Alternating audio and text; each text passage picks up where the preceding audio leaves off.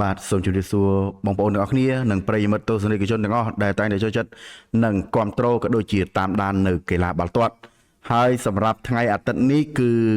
ការប្រកួតបាល់ទាត់គឺมันជាមានគូធំឬក៏គូជម្រើសជាតិធំណាស់មកចែកជូនបងប្អូនទេ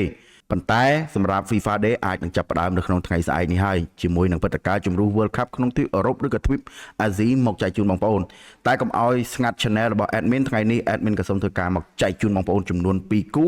បាល់នៅក្នុងក្របខ័ណ្ឌ EFL Trophy ឬក៏ពានរង្វាន់តូចៗសម្រាប់ក្រុមដែលមកពីលីកទី2លីកទី3លីកទី4របស់អង់គ្លេសមកធ្វើការដណ្ដើមគ្នាយកពាននេះអ្វីបិទតែជាពានតូចមែនតែក៏មានសារៈសំខាន់ចំពោះក្រុមតូចៗដើម្បីទ្រទ្រង់ហិរញ្ញវត្ថុរបស់ក្លឹបតូចៗទាំងនោះដែរដូច្នេះហើយកុំឲ្យខាតពេលវេលា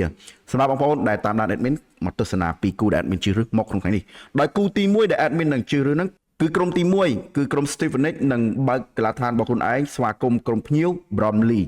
សម្រាប់គូទាំងពីរបើយើងមើលពីកម្រិតលីកគឺខុសគ្នាឆ្ងាយណាស់ហើយបច្ចុប្បន្នក្រុមចាប់ផ្ទះ Stevenage ក៏ធ្វើបានល្អដែរដោយបច្ចុប្បន្នគឺក្រុមពួកគេឈរក្នុងតារាងលីក1របស់លីក1របស់អង់គ្លេសចំណែកឯក្រុម Bromley នឹងដូចជាលេខចុងក្រោយនៅក្នុងតារាងដូច្នេះហើយការប្រកួតនឹងពិតជាមិនសូវជាស្វិតស្វាញទេដោយសារខាងម្ចាស់ផ្ទះមានប្រៀបជាងបូករួមទាំងលទ្ធផលបច្ចុប្បន្នក៏ដូចជាចំណាត់ថ្នាក់នៅក្នុងតារាងនីមួយៗគឺខុសគ្នាឆ្ងាយដូច្នេះហើយសម្រាប់គូនេះ Admin មិនបាច់វិភាគអីច្រើនទេសម្រាប់គូនេះ Admin សូមណែនាំបងប្អូនឲ្យមកគាំទ្រក្រុមម្ចាស់ផ្ទះ Stevenage ជឿជាក់ថា Stevenage យប់នេះនឹងឈ្នះនៅក្នុងទឹកដីរបស់ខ្លួនឯងយ៉ាងពិតប្រាកដហើយចំណែកឯគូទី2ដែលមកចែកជូនបងប្អូននៅក្នុងពានរង្វាន់ EFL Trophy នេះគឺ Cardiff City នឹងបើកកីឡាដ្ឋានរបស់ខ្លួនឯងស្វាគមន៍ក្រុមភ្ញៀវមកពី League 2 Newport County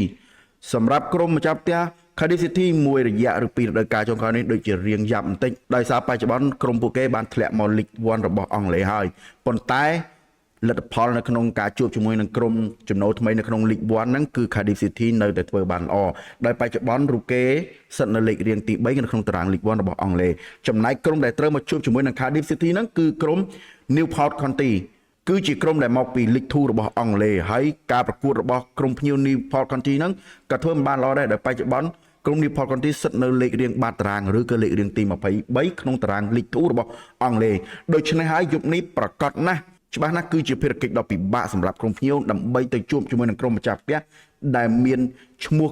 ក៏ដូចជាគុណភាពកីឡាករល្អជាងក្រុមរបស់ខ្លួនសម្រាប់ក្រុមនេះ Admin ក៏អត់វិភាគអីដែរបើមើលតាមការជួបប្រកួតគ្នា3ប្រកួតដែលជួបគ្នាកន្លងមកម្ចាស់ផ្ទះឈ្នះទាំង3ប្រកួតដូច្នេះហើយគូនេះ Admin សូមណែនាំឲ្យបងប្អូនធ្វើការគាំទ្រទៅលើក្រុមម្ចាស់ផ្ទះ Admin ជឿថាយប់នេះក្រុមម្ចាស់ផ្ទះនឹងទទួលជ័យជំនះនៅក្នុងទឹកដីខ្លួនឯងនេះគ្រាន់ជាធីបបាល់2គូដែល Admin ធ្វើការចែកជូនបងប្អូននៅក្នុង Channel នៅមានធីបបាល់គូពិសេសដែល Admin ធ្វើការជ្រើសរើសមកទម្លាក់នៅក្នុង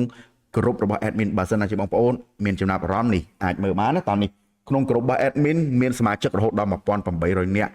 មានបងប្អូនចូលរួមច្រើនមែនទែនអញ្ចឹងបើបងប្អូនចង់ចូលរួមជាមួយ Admin link នៅក្នុង profile ចុចមកបានហើយជាចុងក្រោយនេះ Admin ក៏សូមជម្រាបលាបងប្អូនបាយបាយ